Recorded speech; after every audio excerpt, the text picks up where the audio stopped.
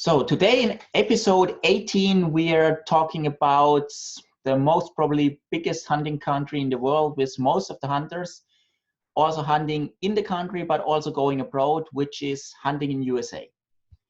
USA has really long tradition on hunting, and they offer also a huge variety of different animals that we can hunt.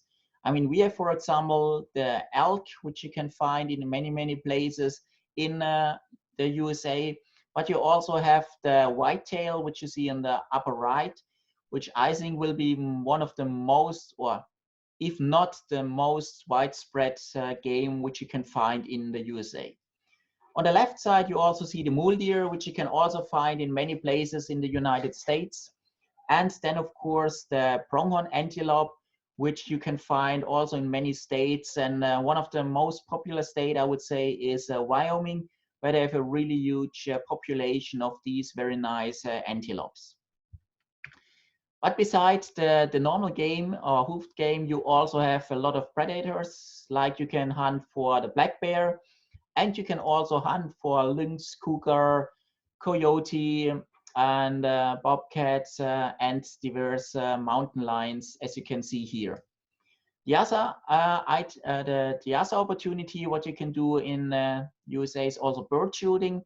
And one of the most famous birds, I think, is the turkey, where you also can get different kind of turkeys depending on the east side, west side, middle, and all these different names and the different colors. So you really have a lot of opportunities on hunting turkey in the USA.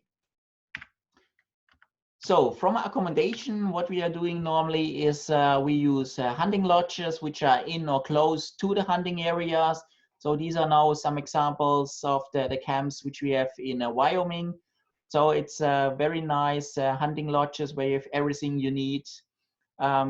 Also, there's full board accommodation, everything included, so that you can really fully concentrate on hunting, and all the rest will be taken care of.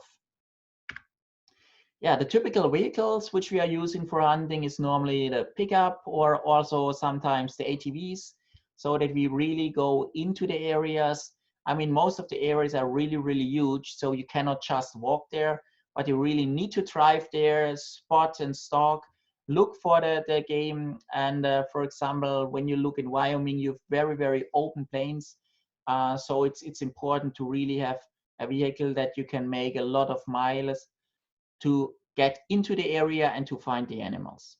Now we'll give you some impressions from the different areas. So this is now Wyoming, and you can see here very open fields, few only on vegetation.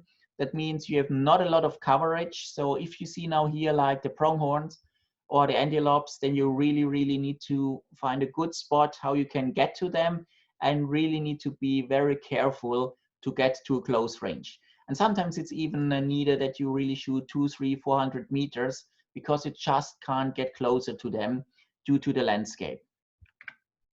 Yeah, here's an example also of an antelope in the sagebrush.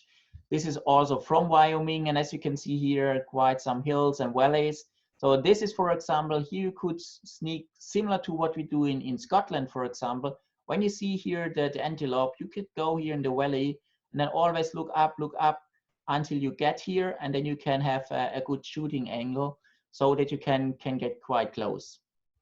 But beside these open areas, we have also areas which are much more mountain areas and also much more trees and forest. So this is then where you see more like the whitetail, the wapiti, the elks, and also sometimes the mule deer, and even in some areas where we then have the mountain lion. And this is then more their territory where we really hunt on these species. Yeah, here's some more impressions from whitetail, which are here outside of the forest. So normally what you see during the night and they're more standing in the forest, and then in the morning, afternoon, and sometimes even during the day, they're coming out to feed, to then go back into the forest. Yeah, and if you're then lucky and you got really the animal you wanted, then you can have some trophies like what you see here with a very nice mule deer. You have a very nice mountain lion and a gobbler or and turkey, which was shot then here in US.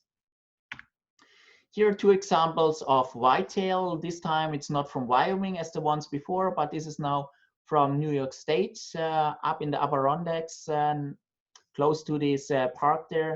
So there are also very nice areas where you can hunt on whitetail. As you can see here, it's ideal if you have a little bit of snow, and most of the time that the rut and the snow really fits good together.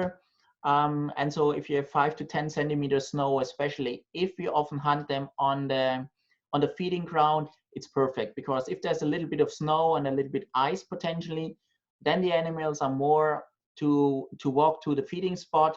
So it's easier for us to really select and also shoot them. Yeah, and it's another example from Wyoming, quite a good antelope. And here again, see really open fields and very long distance.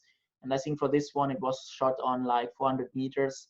So, I mean, really interesting hunting. And I mean, for me, the antelope hunting is one of the nicest hunts you can do in the world. I mean, it's really enjoyable, and yeah, nice hunting what you can do here in US.